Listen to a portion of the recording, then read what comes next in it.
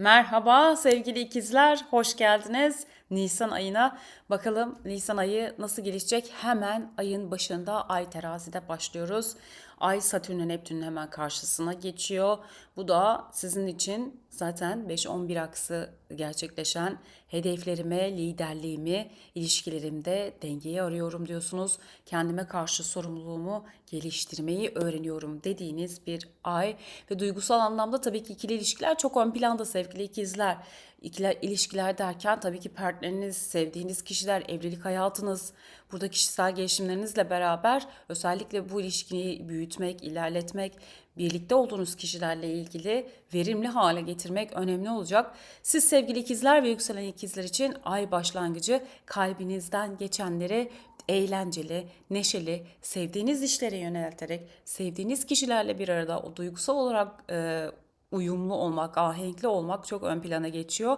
Ve tabii ki görev ve sorumluluklarınız, hayatta yapmış olduğunuz sorumluluklar, işler burada belki de yeni bir takım planlar, iş ve sosyal ortamınızda yoğunluklarla karşı burada ilişkilerinizle verimli hale getirmek çok etkin olarak çalışacak. İlişkilerde hareketli bir günlere doğru geçiyor olacaksınız ayın başından itibaren. Para durumlarınızda daha kararlı ve stabil bir takım enerjiler, bir takım kararlar ortaya çıkacak. Birikimleriniz, paranızı iyi bir şekilde doğru bir kanala yöneltmek önemli oluyor ay girişinde.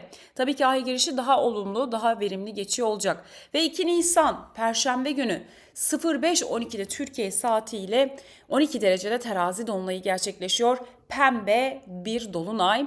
İlişkilerde barışçıl, iyimser pembe bir dolunay. Siz sevgili ikizler ve yükselen ikizler için pembe dolunay 5. evinizde yansıyor. Tabii ki burada sevgi, aşk demiştik. Zaten ay başında romantik konular, aşk, sevmek, bir arada olmak, o kalbinizden geçenlerle beraber yükselmek, aslan enerjisi, çocuk enerjisi, aktiviteler, yaratıcılık bu gibi konuların içinde olmak istediğiniz bir dolunay olacak ve bunları getirecek romantizm, partnerinizle ilgili olan ilişkilerinizi kalitesini ortaya çıkartan bir dolunay. Arzuladığınız, hedeflediğiniz kişilerle tabii ki bu kişilerle bir arada olmak, eğlenceli olmak, sizi anlayan kişilerle dengeli olumlu noktalarda olmak. Tabii ki o kozmik hani ruh ateşi diyoruz, kızıl ateş diyoruz, ruh eşi diyoruz. Tabii ki bu konular biraz yanlış anlaşılıyor ama sizin için burada o hedefleri koyarken sizin yanınızda kalbinize yakın kişilerle sevgiyle ilerlemek çok önemli. Yani duygusal tatmini sağlayabilmek, eğlence, hayatınızda neşe, şevk ve keyifle yapmanın önemini ortaya çıkartan bir terazi dolunayı olacak. Yine sosyal medya, yaratıcılık, hobiler, bunları sergileyebileceğiniz, bunlardan verim de alabileceğiniz güzel geçişler sağlayacak. Burada bazı kişilerle bağ kurabilirsiniz. Tabii ki ilişkisi olan kişiler yeni ilişkiye, evlilik olmayan kişiler için tabii ki yeni ilişkiler o baharın getirdiği o güzel etkiyle adeta kalbinizden geçenler çok yükseliyor duygusal olarak. Çocuklarınız varsa, torunlarınız varsa onlarla olumlu gelişmeler, güzel yaratıcı işler, onlarla beraber aktiviteler ve tabii ki dişil, feminen özelliklerinizin artması ön plana geliyor. Uyumlu, güzel gelişmeler içinde olacağınız bir pembe terazi dolunayı. Fakat tabii ki burada dolunayımızın yöneticisi Plüton'la ilksel bir kare yapacak. Bir gerilim var burada sevgili ikizler ve yükselen ikizler. Yani burada aslında bir takım ilişkilerinizin içindeki o derin ruhsal bağların belki farkına varılması, sizler için özellikle ilişkilerde sizi tatmin etmeyen konulardaki o durumu, zorlukları, duygusal reaksiyonların da altını çizecek ve tabii ki Jüpiter'le tek kare yapıyor. Burada duygularınızı dengelemek çok önemli. Hedeflediğiniz noktalarda o gizli istek ve arzularınızın ortaya çıkması, paranızı yönetmede, parasal kaynaklarınızı iyileştirmede, yine ifade edemediğiniz, arka plana ittiğiniz bir takım güçlü değişim duygularını da ifade ediyor Venüs'ün Plüton'la buradaki karesi. Yine burada tabii ki çok pembiş bir dolunay değil bu anlamda. Evet, bunları arzuluyorsunuz ama öte yandan oradaki ilişkinin içindeki belki karanlık yönüyle kıskançlıklar, sizi manipüle ettiği durumlar, gizli aşk hikayeleri, bunlara da çekilme, bunları fark etme, o ihtiyaçlarınızı fark etme durumu ortaya çıkabilir. Gizli ilişkileri fark etme durumu çok artacak. Burada gizli ilişki derken Evlilikle ilgili eşimin gizli bir ilişkisi var mı? Değil. Sizin burada o eşinizin ilişkide olduğunuz kişilerle ilgili o manipülatif etkileri, reaksiyonları, gizlide kalmış o etkileri fark etmekten bahsediyorum. Bu güç çok güçlü çalışacak sizlerle. Bu alanda çok güzel şifacı etkiler getiriyor. Yurt dışı yabancılarla ilgili yabancı konularınız varsa yabancı kişilerle, yabancı konularla konuşmanız, bu işler içinde olabileceğiniz bir dolunay olacak. Para konularına bakalım. Para konularında destekleniyorsunuz sevgili ikizler. Güzel bir Jüpiter etkisi var burada ikinci evinizde. Paranız yok değil, güzel para geliyor aslında. Paranız var, belki biriktirdiğiniz bir para var. Fakat burada alacak verecek konuları ile ilgili burada dolunay getiriyor olacak ve diyecek ki burada bir takım harcamalar olduğunu da görüyorsunuz. Burada dengede kalmak önemli. Yine yatırım kanallarınızla ilgili 5. ev, risk atacağınız, belki yatırım kanallarınızda emin olmadığınız konulara, yükselen konulara burada dikkatli olun lütfen. Evet, pembe bir dolunay, güzel, paranızı destekleyen bir dolunay ama buradaki bir takım Jüpiter'in özelliği yükselen etkisiyle tek kare yapmasıyla burada bazı konuların yükseleceğini gösteriyor. Evet, yatırım yaptığınız risk içeren konulara burada dikkat diyoruz. Sağlık konularına bakıyoruz. Ay terazi. Sevgili ikizler, böbrekler, omurga, bölgesi, bel bölgeniz, belki fazla ayakta kalmak, fazla aktivitelerde olmak, kas, adele sistemleri, üreme organları, burada alt karın bölgesi, yine kalçalar, bunlar bu etki alanında olacak ay terazide. Bedeninizi bu alanda desteklemek, burada rahatsızlıklarınız varsa bu alana dikkat etmek önemli. Güzel bir dolunay diliyorum. Ve 4 Nisan Cumartesi yönetici gezegeniniz Merkür Jüpiter'le çok güzel bir üçgen yapacak. Bugünü kullanabilirsiniz. Güzel bir açı. Şanslı iletişimler, girişimler, konuşmalar, parayla ilgili güzel etkileşimler içinde olabilirsiniz. Burada tabii ki Venüs demiştik, likit akışınızla ilgili yabancılar, yabancı konular, seyahatler, yurt dışı konuları, anlaşmalar, görüşmeler. Demiştik ya, burada bir reaksiyon, burada bir yükseliş var. Aceleci olmamak gerekiyor bir noktada. Evet, burada manipülatif ve sizin yönlendirici etkileri göreceksiniz. Gizli aşk hikayeleri, gizli geçmişte kalan konular size taşınabileceğini gösteren bir süre Merkür Jüpiter'le kare yaparken, etrafınızdan güzel etkiler alırken, işinizi geliştirmek istediğiniz konuları geliştirirken böyle bir etki de var. Yani aşk hikayeleriyle ilgili, gizli aşklarla ilgili, etrafınızdaki kişilerin özellikle bir takım konuşmalarıyla ilgili gündemleri getirebilir. Sosyal ortamlarda gizli aşk hikayeleri, böyle dedikodu mu diyeyim, ne diyeyim, yani böyle etkilere doğru bir gideceksiniz. Bunlar ortaya çıkabilir bugünlerde. Fakat Merkür Jüpiter'le kare yaptığı için olumlu, şanslı bir gün. Geliştirmek istediğiniz konular, konuşmalar, iletişimler, girişimler için bugünü çok rahat kullanabilirsiniz. 5-6 Nisan'a baktığımızda pazartesi ani gelişmeler, beklenmedik sürprizli bir gün genel anlamda. Fakat size baktığımız zaman tabii ki Güneş Jüpiter'le son karesini gerçekleştiriyor olacak. Güzel, hedeflediğiniz noktalarda artık netleşmeler oluşuyor. Proje liderliği olabilir, bir iş başlamada hareketli günler içinde olabilirsiniz. Belki beklediğiniz haberlerin dönüşü ve artık tamamlanan bir noktada, parayla ilgili tamamlanan bir noktada sorumluluklarınız artarken gelirinizde böyle artan geliri düzenleme ile ilgili fırsatlı noktalara gidiyor olacak. Çünkü artık Güneş Jüpiter'le son karesini yaparak artık kapanmaya gidiyor olacak. Projeleriniz varsa, liderliği başlattığınız işler varsa bunun önünü görüp hedeflerinizi gerçekleştirmede daha iyi bir noktada hareket edecek ve bunlarla ilgili haberler, karşılaşmalar alabileceğinizi gösteren günler. Ve 9 Nisan Perşembe Mars Koç burcuna geçiyor. Sevgili ikizler, Mars Koç burcuna geçmesiyle biliyorsunuz kendi ana vatanında, artık kendi yönetiminde, kendi yerinde girişimler artıyor. Ayın hemen ilk haftasından sonra Koç yükselmine doğru hızlı adımlarla koşuyor olacağız. Sizler için 11. ev, sosyal ortamlarınız, gruplarınız, arkadaşlarınız, görüşmeler, konuşmalar, pasif agresif haller, tabii ki Koç'ta olduğu için burada direkt, cesur, resmen duygularla her türlü düşüncesini dürtüsel şekilde ortaya koymaya hazır bir Mars geçişi bu. Neptün'le beraber ilerliyor olacak. Burada mücadele gücünüz yerinde olurken tabii ki hareketli, girişken grupların içerisinde cesaretinizi tazelediğiniz bir süreçte olacaksınız. Tabii ki evet demiştik, Mars burada Koç burcunda Neptün'le kavuşumda ilerleyecek. pasif agresif geçişler demiştik. Duygularımızın çok etkin şekilde ortaya çıkacağı fakat kendimize de zararlı olmamamız gereken o öfkesel çıkışları da etkileyebilir. Bu Neptün'le özellikle kavuşumu çok sevdiğimiz bir noktada çalışmıyor. Burada belki illüzyonlar, aldatmalar, o Mars'ın enerjisiyle beraber biraz uyanık olmamız gereken günleri işaret ediyor. Cesaretinizi tazeleyeceksiniz. Severek sevdiğiniz kişilerle yine o sosyal ortamlarda, işte WhatsApp gruplarında, çalışma gruplarınızda, arkadaş sohbetlerinde çok hareketli bir döneme geçiyor olacaksınız sevgili ikizler. Bu geçiş yaptığı sürede tabii ki Uranüs'le beraber tam 9-10 Nisan civarları diyelim.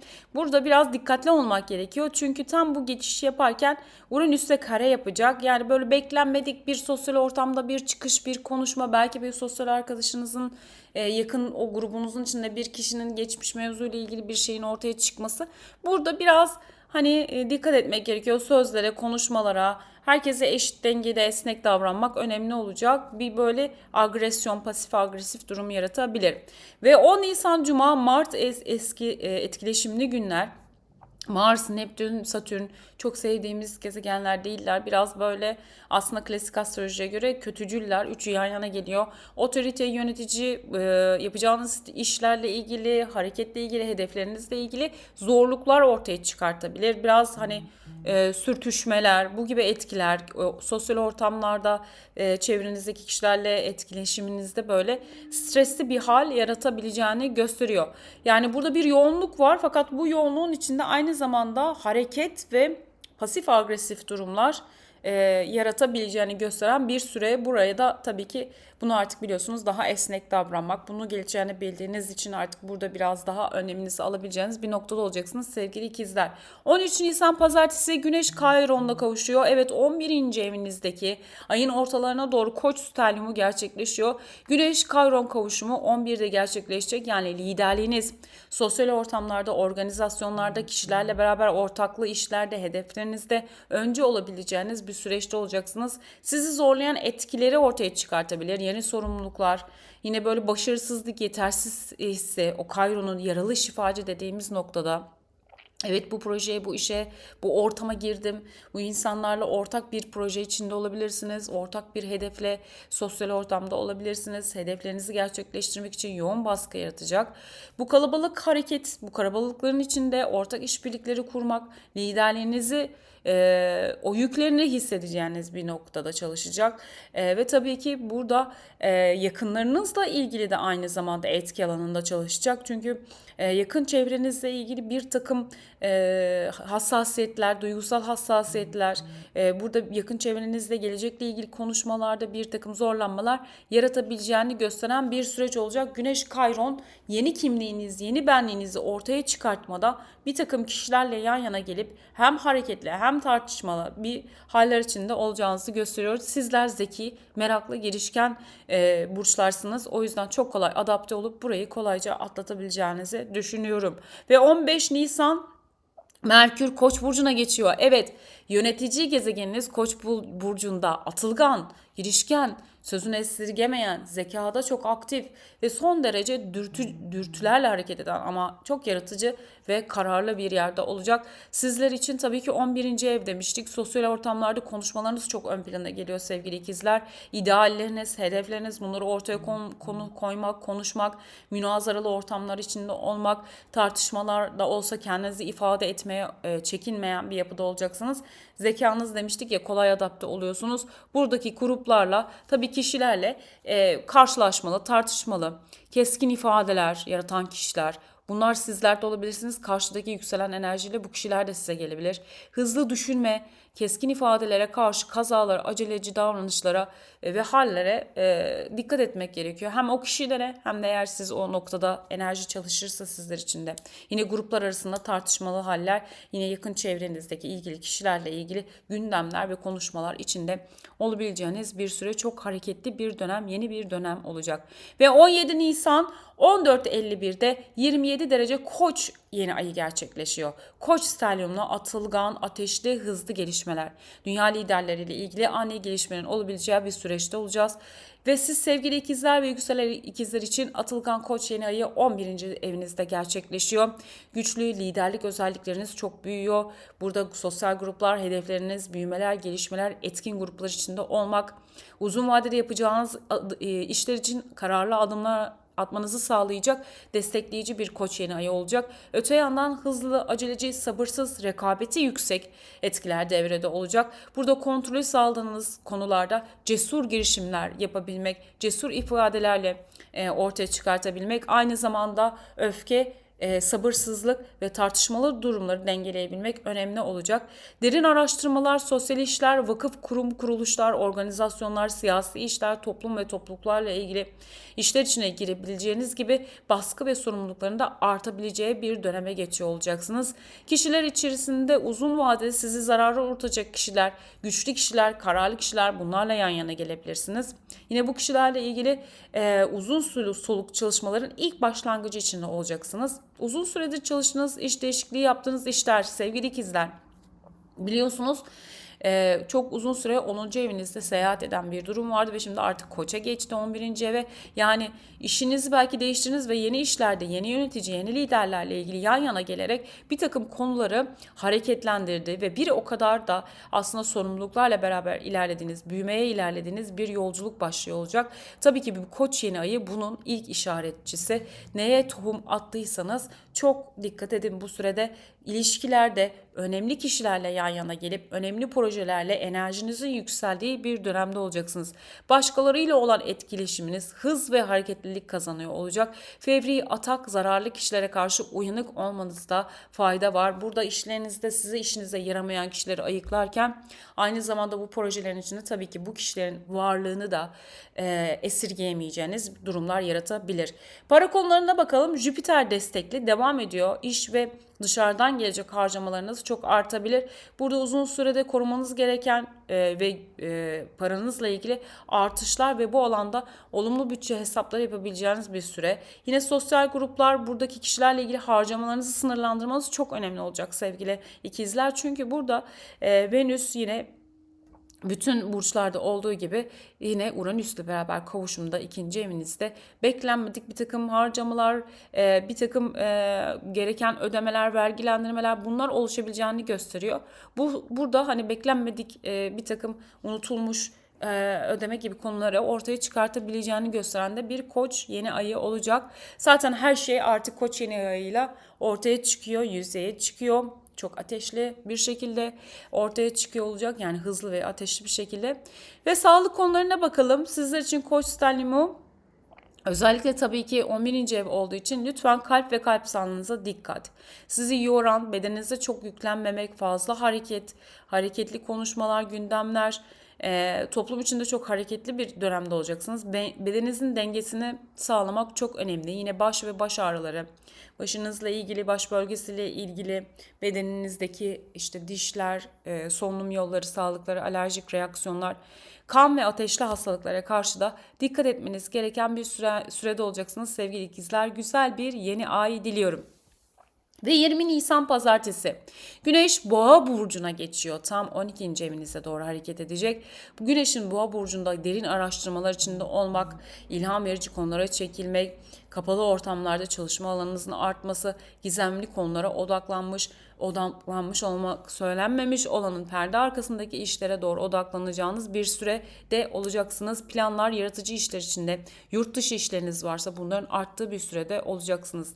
Ve 25 Nisan Güneş Plüton karesi aktif bir şekilde çalışıyor olacak. Yurt dışı konularınız, hastaneler, kapalı alanlar, bu alanda bir takım çalışmalar, bir takım hareketlenmeler, bir takım burada zorluklar ve krizlerle mücadele etme durumu oluşabilir. Bu sürede duygusal olarak yeni değişimler, zorlu değişimler içinde bunlarla baş edeceğiniz, yaratıcı işlerinizi geliştirmekle ilgili de tabii ki bunlarla baş edebileceğiniz, mücadele içinde olacağınız bir süre. Yine kağıt, evrak işleriniz varsa bu sürede artacak. Yolculuklar, kağıt, evrak işleri, yine yurt dışına temelli işler, yabancı dil konuları, bunlarla ilgili aynı zamanda hareketli olduğu kadar da böyle bir takım krizleri yönetmekle ilgili de geçecek. Tabii ki para konuları da bunun içinde.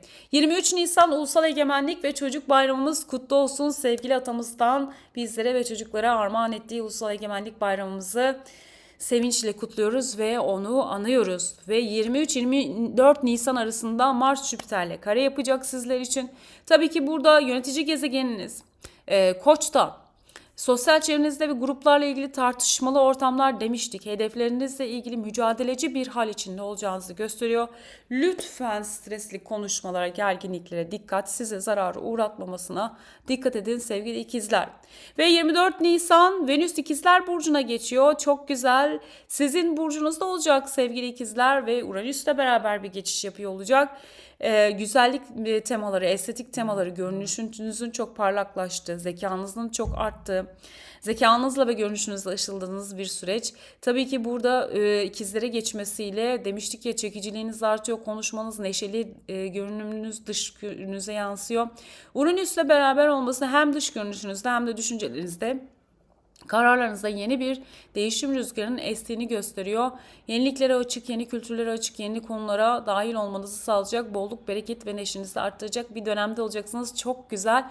Tabii ki özgürlükçü, yenilikçi düşünceler içinde ilerleyeceksiniz sevgili ikizler. Ve 25 Nisan Güneş-Plüton karesi devreye girecek. Çok etkin.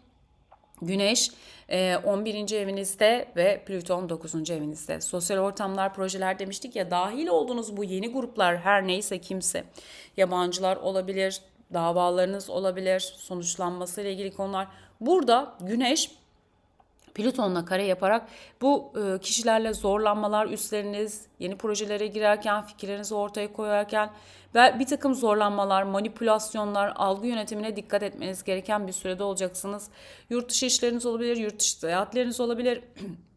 Yeni girdiğiniz sosyal ortamlardaki kişilerle ilgili olabilir, yönetici üstlerinizle ilgili olabilir. Bu yeni girdiğiniz, geliştirdiğiniz konulardaki ilk karesini alacak. Yani burada ilksel kareler zaten önemli, çünkü bu işi değiştirmeye başladığınız konuyla ilgili mücadeleyle yeni bir sürece geçtiğinizi gösteriyor. Zorlu seçimler, zorlu tercihler sizleri bekliyor olabilir ama her şeyin üstesinden gelirsiniz siz sevgili ikizler. Venüs ve Uranüs'te almışsınız. Yeni bir takım değişiklikler için ilerleyeceksiniz. Ve 26 Nisan Pazar Uranüs ikizler burcuna geçiyor. Sizin burcunuza geçiyor sevgili ikizler. Teknoloji, iletişim, konuşmalar, yeni sisteme geçiş, 7 yıllık bir sürece giriyor olacağız hep beraber. Sizlerle beraber 1. evinizden giriş yapan Uranüs, yaşamınızın pek çok alanında değiştirici ve geliştirici etkileri size getirecek. Yaşamınızı aydınlatıyor.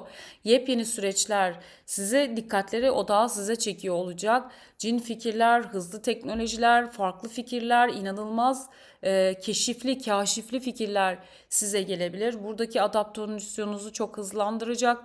Venüs'le beraber ilerliyor olması özellikle ikili ilişkilerinizi çok geliştirecek. Yeni kişiler, yeni ilişkiler, yeni ortamlar, baştan aşağıya sizi yenileyecek bir Uranüs geçişi olacak. Ve tabii ki ay düğümleriyle beraber ilerlediği için karmik ve kadersel bir geçiş. Yeni süreçleri başlatacak, belki ilişkilerinizi bitirecek ve yeni ilişkileri açacak sizi. Yepyeni insanlarla tanıştıracak, yepyeni projeler, yepyeni işler.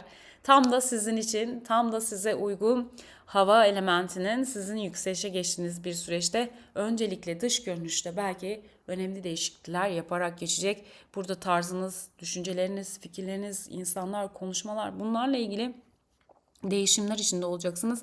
Hayırlı uğurlu olsun sevgili ikizler. Özellikle yer değişimi ve fiziksel değişim yeni kişilerle yeni anlaşmalar içinde olacak olan ikizler ve yükselen ikizler için. Ve 27 Nisan 30 Nisan. Evet, sizler için Merkür, Mars, biliyorsunuz Merkür'ünüz Kayron'la beraber kavuşuyor oluyor. Merkür, Mars o Koç stylumu devam ediyor olurken Merkür Kayron'a yanaşıyor olacak. Ve tabii ki bu sürede Merkür'ün artık Kayron'la beraber bu noktaya gelmesi sıra dışı bağlar, yaşam standartınızı değiştiren konular, cesur atımları ortaya çıkartırken burada yaralı şifacı dediğimiz konuşmalarınızda, iş konuşmalarınızda, arkadaş ortamlarınızda o duygusal hassasiyetlerinizi ortaya çıkartabilir. Hevesli günler, öte yandan Kayron'la beraber burada duygusal hassas özgün ve özgürlüğünüzü ortaya çıkartabilecek kişilerle belki o duygusal reaksiyonları ortaya çıkartabilir ve burada sizin tabii ki başkalarıyla liderliği ele alırken ki o sözel gücünüzdeki ifadeler önemli olacak. Kırıcı ve kırıcı konuşmalarda olmamak, veremeyeceğimiz sözler tutmamak, burada kişilerle fevri bir şekilde ifadelerden kaçınma, kırıcı olmamaya özen göstermek önemli sevgili ikizler.